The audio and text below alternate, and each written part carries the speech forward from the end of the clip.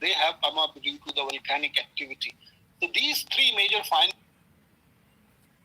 were the crux of the Chandrayaan-1 mission and became a very famous mission which changed our humans' understanding about the evolution, about the composition, as well as about availability of water onto the moon surface. So in nutshell, this is what the findings were.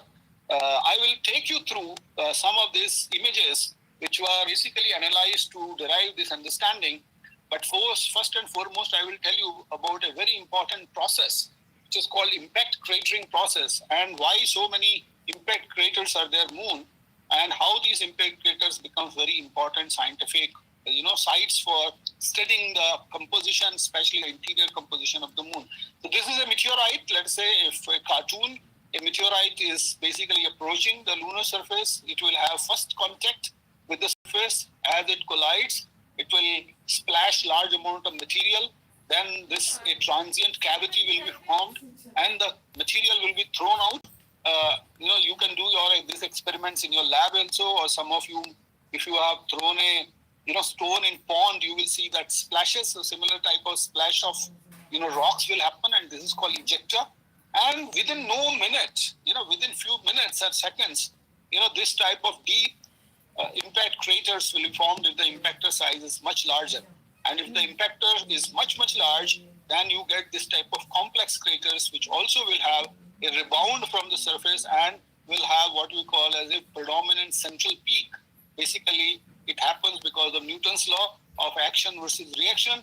So in all craters, you will not find the craters which are smaller than 35 kilometers. Central peaks are not well developed, but in large craters on Moon or on Mars, you will find, or any other planetary body which is atmosphere or airless, you will find this type of central peaks. So this type of craters, they do get formed within no seconds because such type of meteoritic impacts happens. And of course, on Earth itself, large amount of meteoritic activity has happened.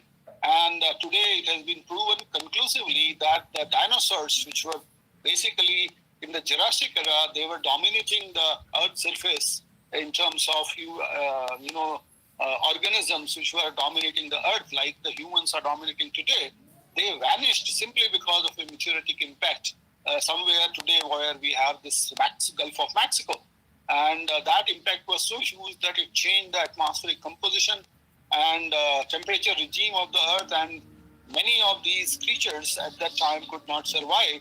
And so that's why the impact cratering and the impact cratering process in our neighborhood is a very, very important phenomena to learn that what these impacts can do to the surface and what will be their consequences. Now I show you a beautiful image which has been captured by our own Chandrayaan data sets or Chandrayaan imagers.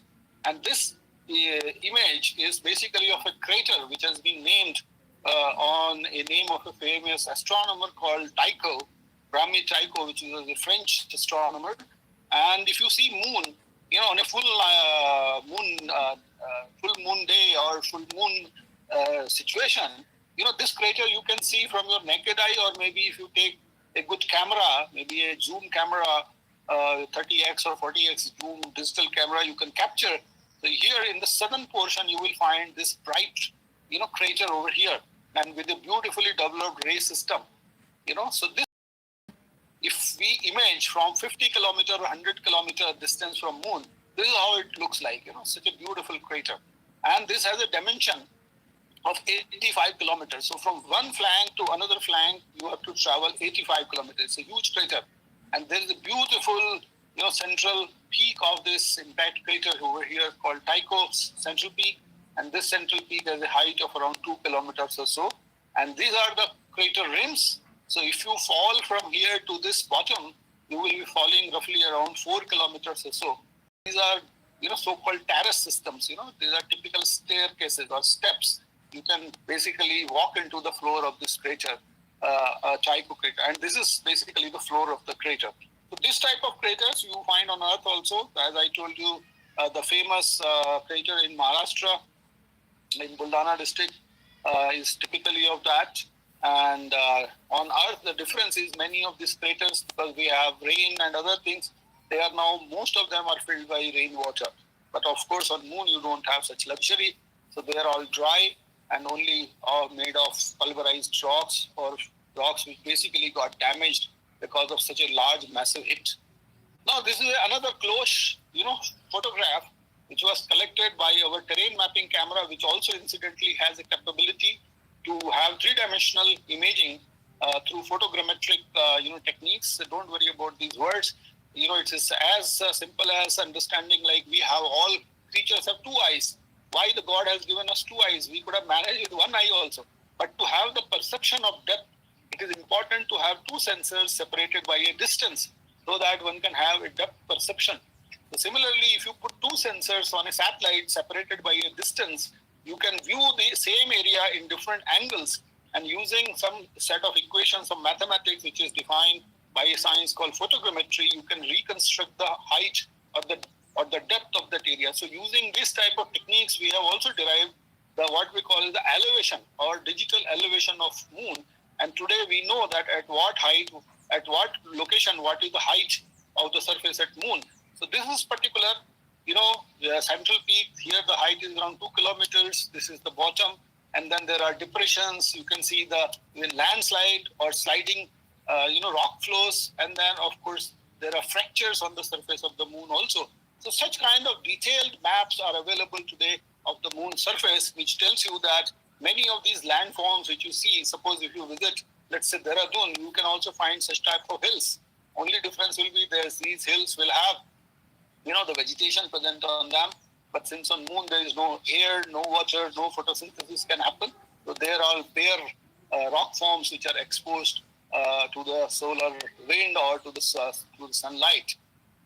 This is another interesting kind of landforms you will find on moon. They are called impact melt. So what happens when these meteorites, they hit the rocks basically, they produce so much of, from this potential energy, so much of kinetic energy is produced at the location of impact. These rocks will start melting because of the friction and the energy which is brought by these meteorites. And when they start melting, they start flowing. So this is a kind of a rock flow which is basically now preserved. Of course, the moon has cooled down since the formation of these craters, but you can still see the wave or the wave pattern in this fluid material, which must be fluid at one time. But later on, with the reduction of temperature and cooling process, I told you the night temperatures are very low. All this material has become frozen in time, and this type of features or landforms on moon, they are called impact melts, and they are everywhere wherever there are big impact craters. There are other kind of interesting features which look like snakes on moon. In fact, they are called riles.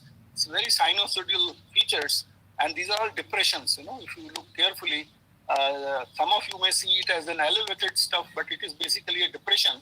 And people initially thought, the early astronomers thought that these are the rivers on the moon, the way we have this, sinusoidal, meandering river systems on Earth. So with those telescopes which are not having much resolving power, initial astronomers thought that these are the rivers which carry water on moon and canals, but nothing of that sort is there. Later on with these high resolution images, we found that these are basically nothing but the lava tubes.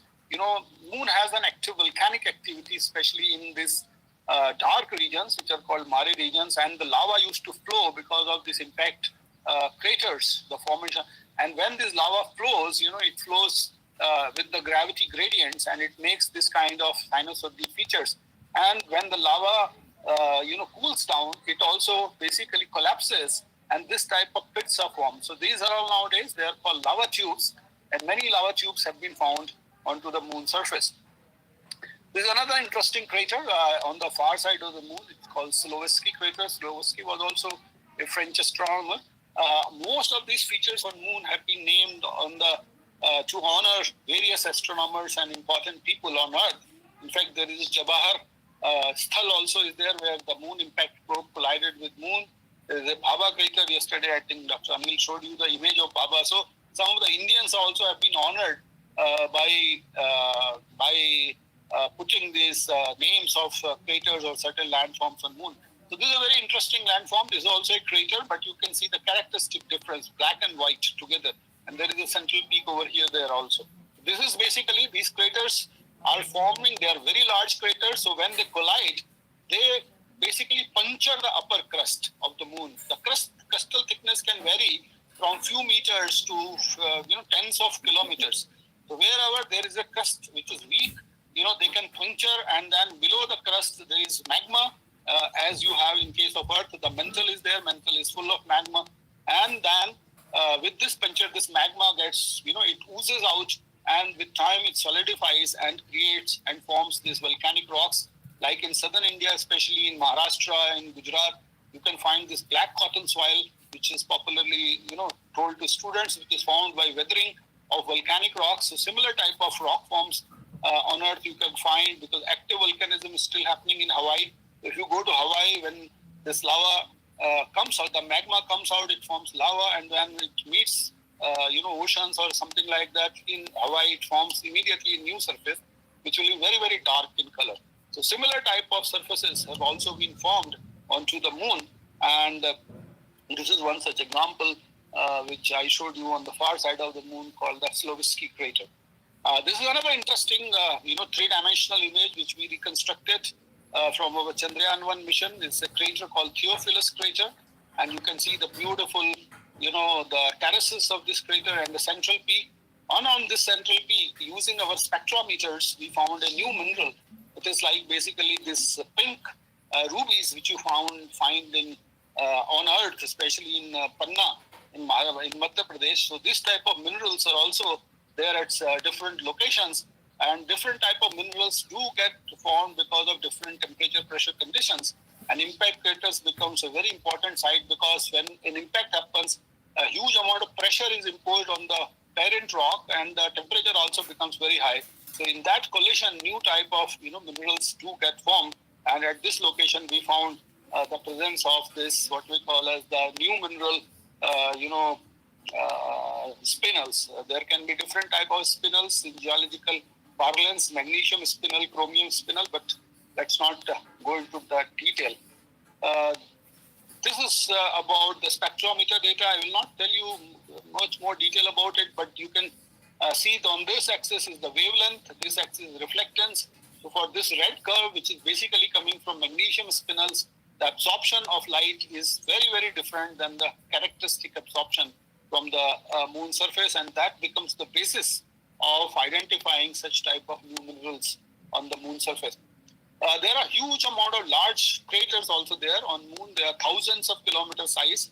They are called multi-ring basins. So the one such crater is here in this lunar image called Mare Orientale, and this is more than 1,000 kilometer diameter. And then you can see different rings. There's an inner ring, there's a central ring, there is an outer ring, and then in between also, after this big crater was formed, later on small impacts were still happening. So you can see the secondary impacts are superimposed at different locations. So we had a big impact initially, and which was followed by the subsequent impact, and you can see all these secondary subsequent impacts later on by different size and different depths.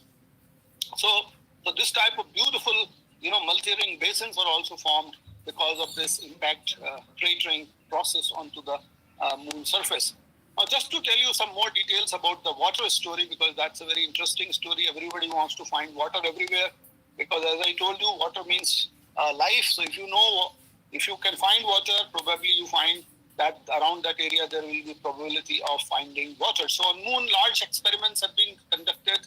There were rockets which were basically sent from Earth to puncture the north pole of the Earth, and then the plume basically which got generated by this particular mission was analyzed using spectrometers, and people found traces of ice in that. And there are basically these craters on the North Pole, Cabus and Sweden on the southern pole, Shackleton. They're all the primary targets for finding water in form of water ice on moon. Then, of course, this is spectroscopic observation, Chandrayaan-1. I told you about that. And now we are analyzing some of the new data from our Chandrayaan-2 sensor, which is also telling us a different story about the lunar water. So the basis of finding this lunar water with Chandrayaan-1 data was that we had this spectrometer. Remember that hyperspectral imager. So this was going up to 2,900 or up to 3,000 nanometer. This absorption or the reduction of reflectance or from the solar light at this wavelength is caused because of the presence of water. And we did find this absorption at the polar region. In equatorial region, these absorptions were not present, and that became the basis of this finding. And this type of, global maps were produced by our scientists. We also found that other than polar areas, at sporadic locations, there were traces of water. We term them as Endogenous water. These are the papers published by me and my colleagues almost some 6-7 years back. And we also found water with the help of a mass spectrometer using this MIP probe, Moon Impact Probe, which basically was detached from Chandrayaan-1. And when it was approaching the moon, it started finding, the 18 AMU, mass, which is basically water mass around the surface of the moon. And this basically can be characterized as the first discovery of finding, water molecules on the surface, but very close to the lunar surface in that exosphere or Tennis atmosphere, which was also an Indian contribution. Recently, there were new analysis of these data sets, and people found direct evidences of ice in the polar regions of the moon. In fact, there are certain craters on the polar regions of moon where sunlight never reaches. They're called permanently shadowed areas. And in these permanently shadowed areas, you find probability of accumulation of water ice because they are very cold. Their temperature is around 70 Kelvin or 80 Kelvin or so. So in these traps, actually, sunlight never reaches, and there is no chance of this water getting or this ice getting, sublimated or vaporized. So from thousands and millions of years, it is assumed that the water ice is preserved. And some observations are suggesting that in few craters, there is water ice present on the north and the south pole of the moon. These are some other interesting morphological features or landforms. You see, this is a landform which is basically called the young volcano on moon. And it reminds you there are a lot of gaseous, small vesicles which are there at this location. You just compare this with when you boil milk, and when it is fully boiled, when you put off the flame, a kind of cream is deposited on the surface. We call it Hindi malai, and there will be small holes in that, simply because the gas which was trapped in the boiled milk, it escapes, and that process is basically forms a very rough or a very porous texture. So similar things happens when the trapped gases, they escape the lunar surface, they form this type of perforations, and this has been characterized as the young volcanic feature. There is a feature called INA, and there at multiple locations people have found such features. On different locations also they found these flow features which are supporting to be the very young volcanic landforms on moon, and that basically suggested that the moon is volcanically very active.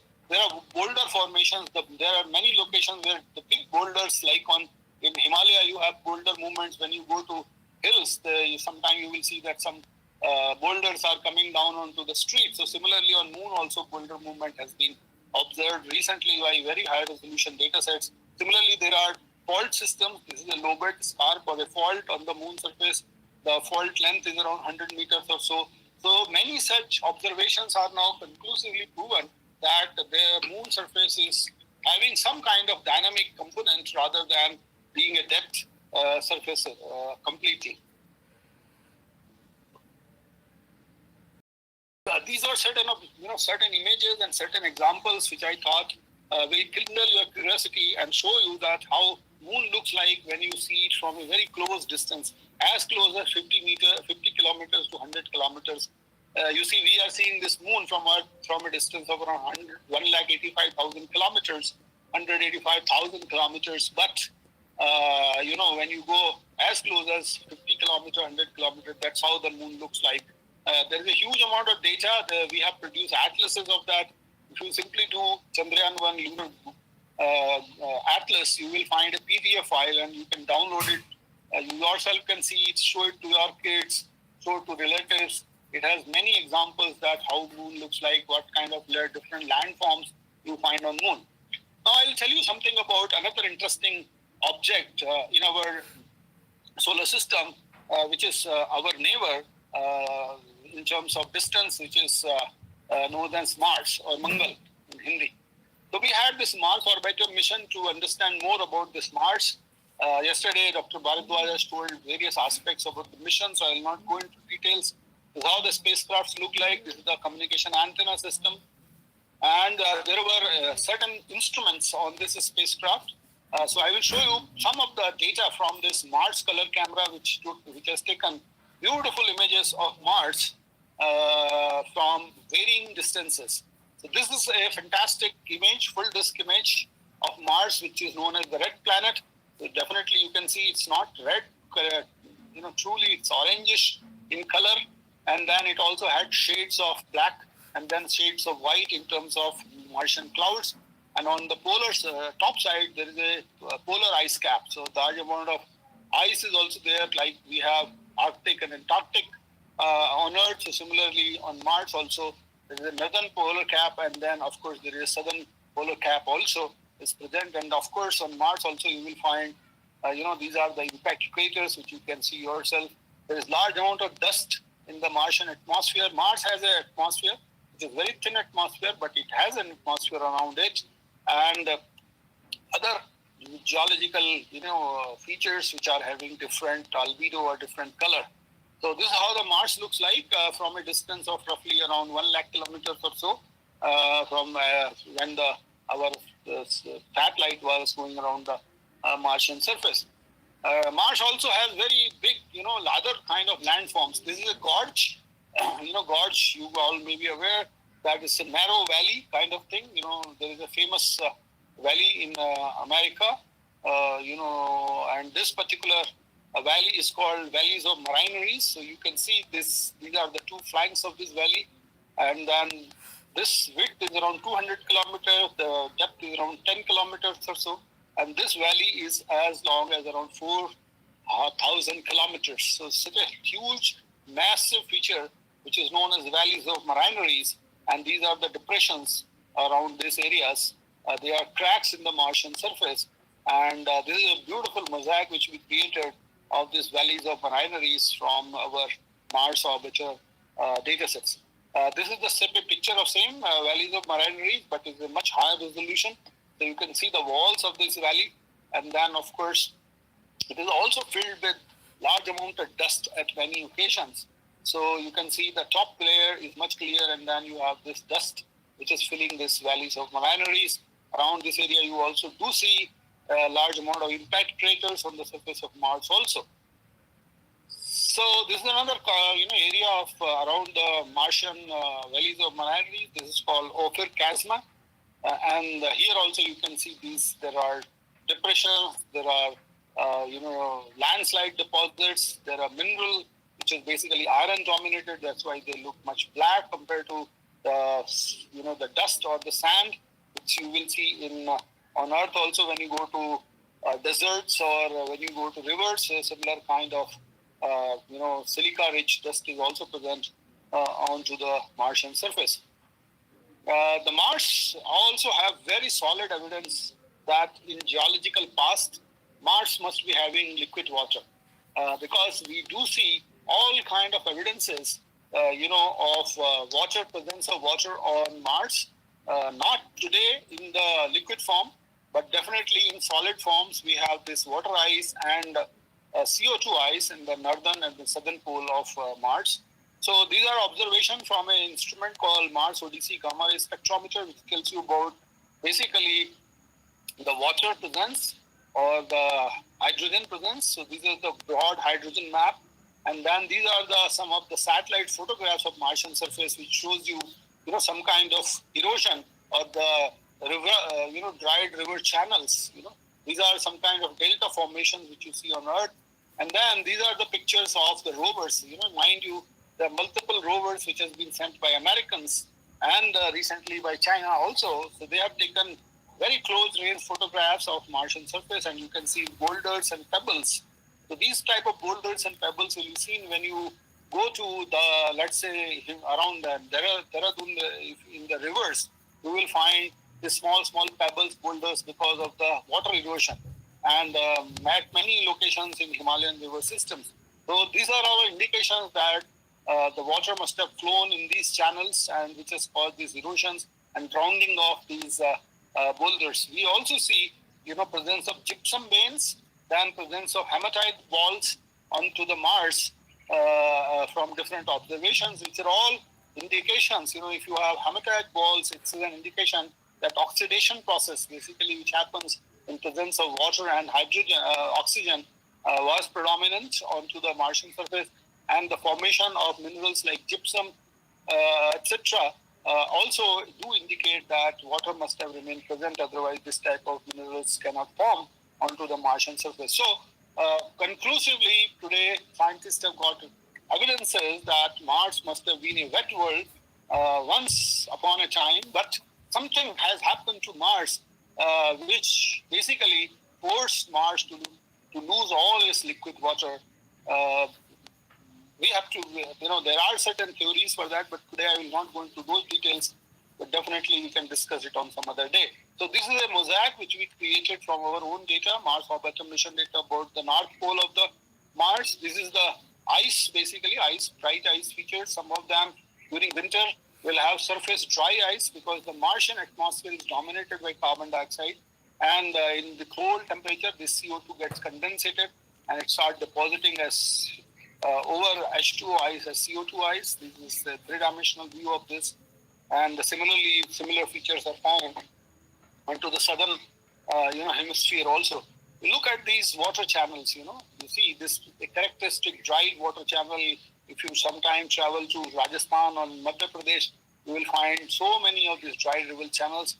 These are typically also present on Mars. You see this crater which has been cut across by this channel. These are all very clear-cut geomorphological or geographical, indicators or evidences that Mars must have been a wet surface once upon a time. Water would have been there. So if water would have been there, some kind of life would have also been there, maybe bacterial life or some kind of microorganisms must have been present, or their fossils must have been present onto the Martian surface. This is another regime or a region of Mars where you see the evidences of very extensive flooding. You yourself can see this area has small boulders, pebbles, and traces of water flow in an extreme situation. Another important thing about Mars that it has atmosphere, thin atmosphere, atmospheric pressure is very, very less, but it has atmospheric dynamics like the way we have Earth.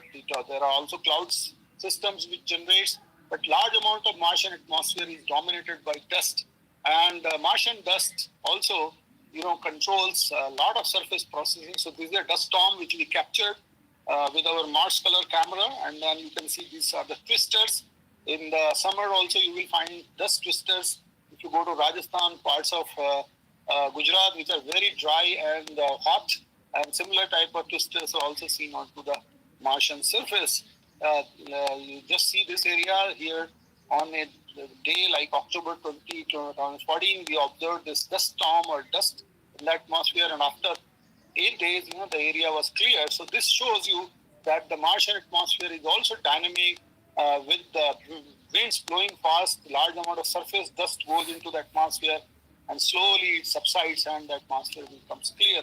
So a lot of work is being done by scientists to understand the dust transport, characteristics of dust, and electrical conductivity of these dust particles. Mars also do have, like Earth, the lightning events.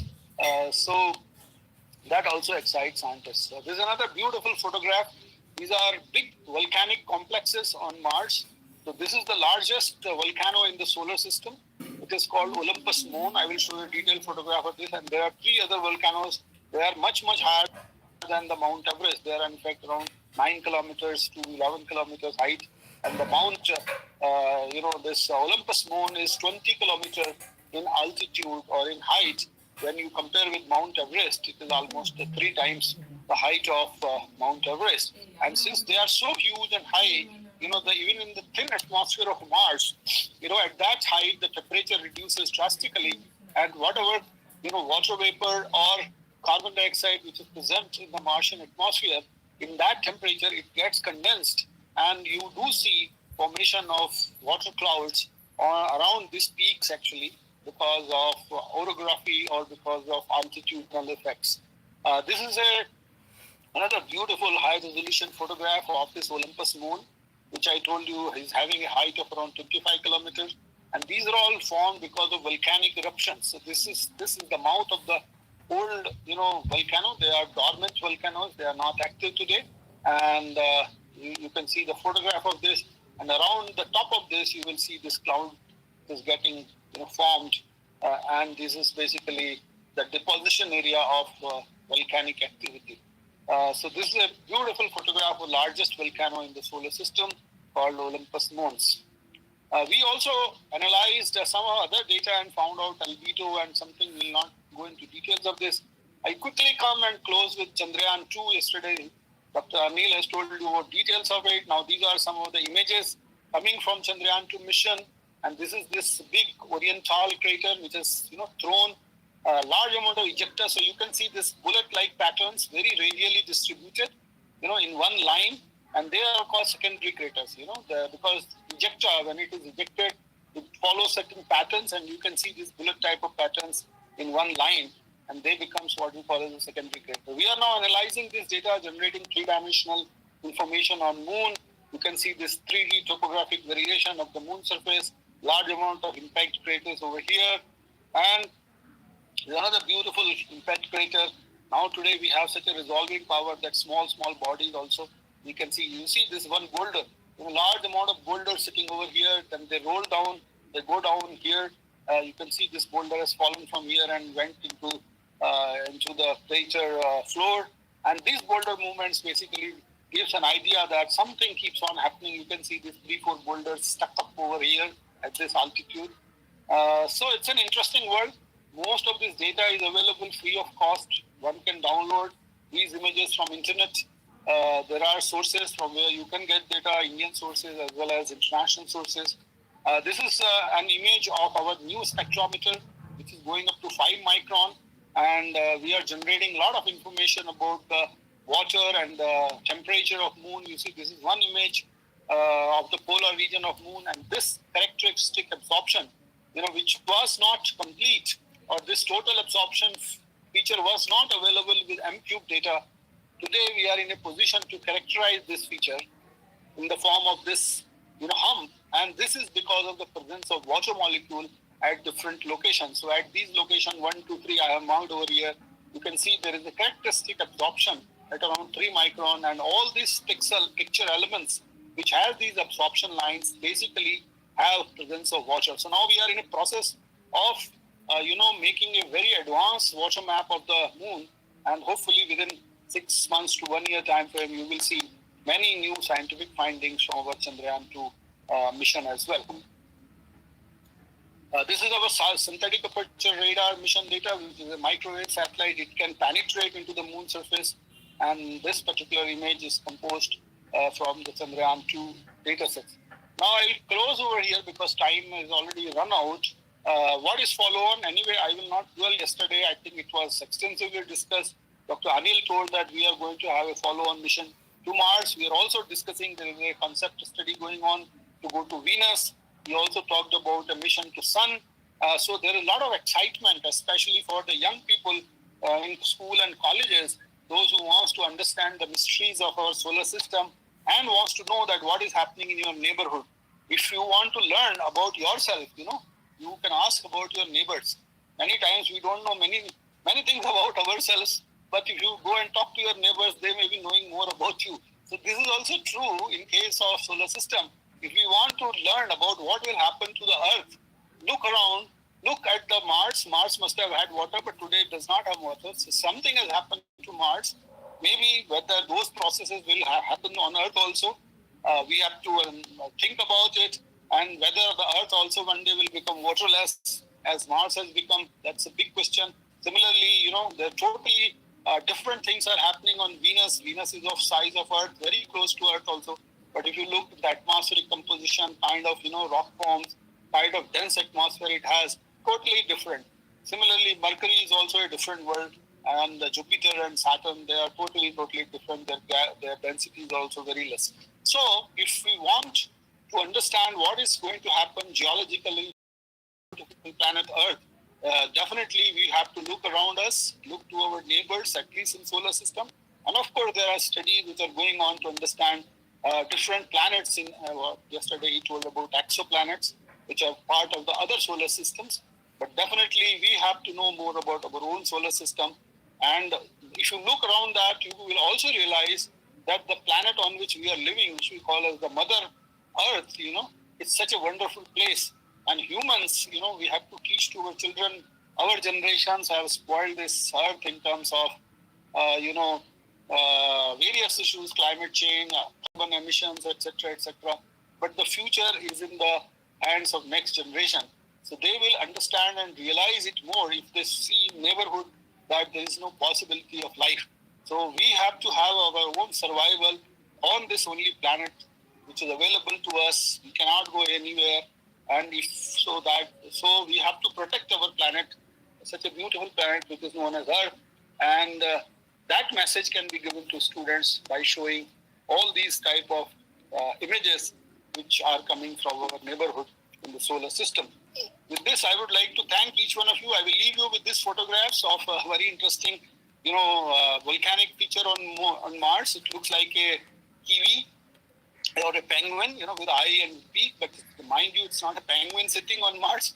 There is nothing like that. This is a volcanic complex which has basically have some kind of, tectonic activity. You can see the shift also, which has basically created this rupture over here. And these are the impact craters over this Mars. We have also compiled a huge amount of all these images in these book forms called Mars Observer, Mars Atlas. Then there is a Lunar Science Atlas. They are all available in PDF form if you do Google, both in Hindi and English. And I hope that they will be very good resource books for yourself as well as for your students. With these words, I would like to thank each one of you.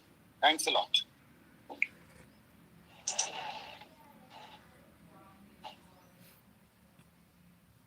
Thank you so much, sir. Thanks a lot for this very informative lecture. I definitely feel that this must be very beneficial for all our participants. If you permit us, we can take few questions from the students.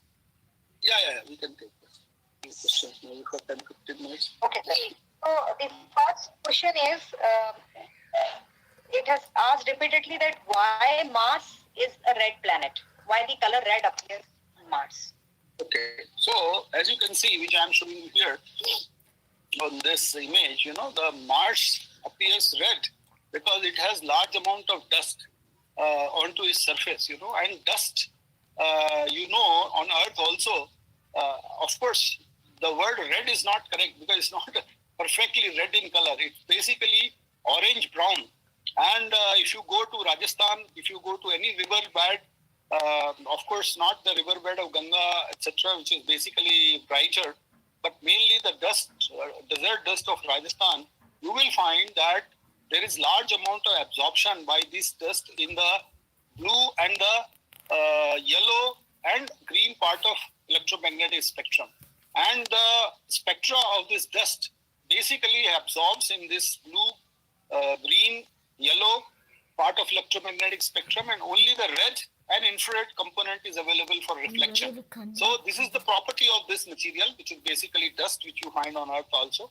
So similar dust is also there onto the Martian surface as well as in the Martian atmosphere. But if you look Mars from close quarter, there are black patches also. So that means in those regions, there is not much of dust accumulation. But as a global body sitting here from Earth and watching from 225 million kilometers, this looks, because the planet is dominated by dust, this looks bit of orangish or so-called red. And that gives, this presence of dust on Mars gives this so-called red or orange hue to Mars. That's why it's called red planet or orange planet.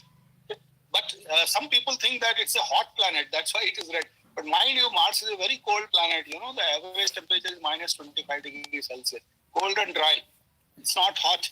In our astrology, people think Mangal Graha hai, बहुत गर्म है, आपको मंगल हो गया है, आपका hot and red, but it's not hot, it's cold.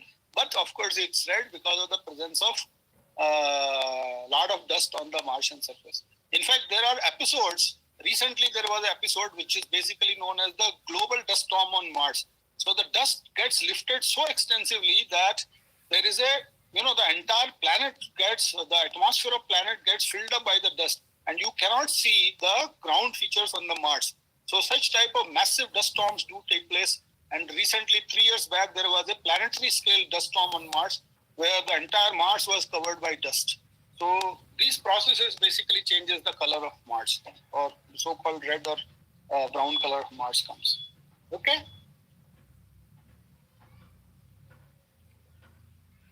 Yeah, Richard, next question.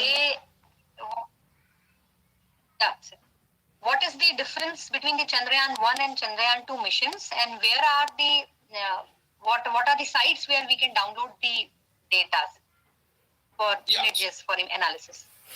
Yeah, so that's a very good question. So as I was telling you, Chandrayaan-1 was a first mission of India, which was basically an orbiter mission. Orbiter means it's a satellite which will orbit around any planetary body. In that case, it was orbiting around Moon at an altitude of around 100 kilometers or so.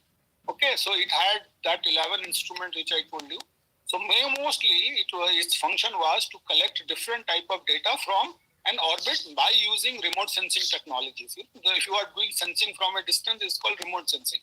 So that was Chandrayaan-1. But in case of Chandrayaan-2, there were other objectives were also added. There was a orbiter. Then we also sent a lander, and along within the lander there was also a rover. So you must have seen that events that when we were trying to put this lander onto the moon surface, if that would have been a successful event, this lander would have landed onto the moon surface. Then after its successful landing, a rover would have come out, and that rover was supposed to go around that lander up to 200 to 300 meters or so, and that was also supposed to conduct certain experiments to know the chemical composition of the moon. So that was the complete configuration: orbiter, lander, and rover. But unfortunately, the landing was not a success. So the lander and the rover experiments could not be conducted. But our orbiter is still successfully going around the moon and collecting large amount of data, which I showed you, the Chandrayaan-2 data. So that's there. It was the basic difference was that it was a 3-tier or a 3-component mission compared to 1-component mission, which was Chandrayaan-1. Now, as far as the data is concerned, from all Indian science missions, either it is Chandrayaan-1 or Chandrayaan-2 or Megatropics or AstroSat, which yesterday Dr. Bharadwaj told, or the upcoming solar mission data, all this data is freely available to Indian public as well as to international public. You can go to a site called ISSDC, Indian Space Science Data Center, www.issdc.gov.in, and you can register on that site. Then you will be able to access all this data, and you can download your selected portions of data through FTP servers. So please visit. I'm going to repeat the name: Indian Space Science Data Center, ISSDC, which is there in Bailalu in Bangalore, where I showed those DSN network pictures and all. So they are basically creating an archive of all these data sets coming from these planetary missions. Okay.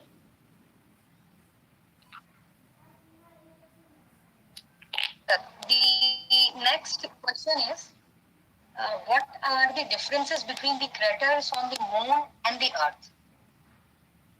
Yeah. So, as I was telling you, the type of craters which you found on moon, there are varying size of craters.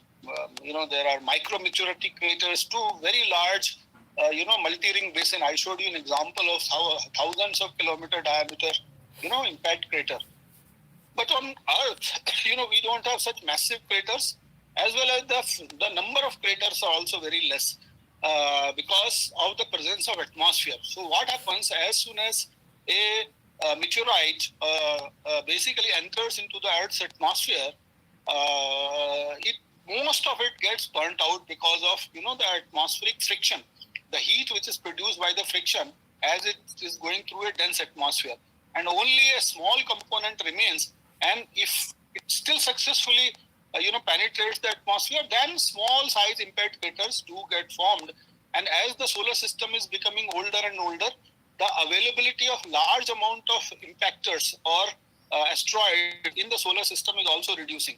So when the solar system was evolving, when the solar system was very young, a lot of collisions were happening, and large size meteorites were present in the solar system, and they were crashing. So the older craters were much larger, and nowadays you don't have much of this debris. So that's why on Moon you will find massive craters, large amount of craters, because they crashed without any resistance. But in case of Earth has atmosphere, so there is a good amount of resistance is produced. So the crater depth and crater sizes are much, much different than what you find on the case of Moon. Okay. Okay, Richard? Okay, sir. I have last question. Where are the minerals? What are the basic minerals found on the surface of the Moon? Can we see some minerals on the Moon? Yes. So basically, Moon is as some of you may be teaching, in geography, the kind of different minerals which are present on Earth. There are igneous minerals, there are igneous rocks which are composed of minerals forming from the very primitive material. There is another process called metamorphic rocks, which basically this igneous material do get metamorphosed, and then of course there are sedimentary, which are caused by the erosion, etc. Now in case of Moon, both the process, of course there are metamorphic rocks because of the impact craters. So the sedimentary rocks and sedimentary minerals are not present. So most of them, what we call as the igneous minerals or the mafic minerals which are basically formed due to the volcanic processes. So we have, if I have to tell you the name of the minerals in geological terms, so in the basalts you will have different type of pyroxenates. You have high calcium pyroxene, you have low calcium pyroxene, you have spinels, you have olivine, which is basically found very close to the mantle, dominated by magnesium. So mostly these are iron, iron silicates, as well as calcium silicates, as well as basically magnesium silicates. So such type of minerals are found. On the highland side, you have minerals which are known as plagioclase, etc., which are basically aluminum, calcium silicates. So mostly the minerals are basically the silicate minerals you will be finding on the surface of Earth, which are of igneous origin. They are not sedimentary origin stuff. However, we are finding now some evidences in the polar regions of Moon where, the aqueous mineral presence may be there, but still it has to be confirmed. There is still research area. But alternated minerals or weathered minerals are not there, which are commonly known on Martian on lunar surface.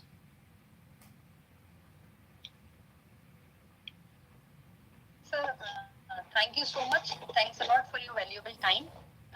Thank you to all the participants also. So we will be closing our today's session, and tomorrow we'll meet according to the schedule. Thank you so much. Thanks a lot. Thank you very much.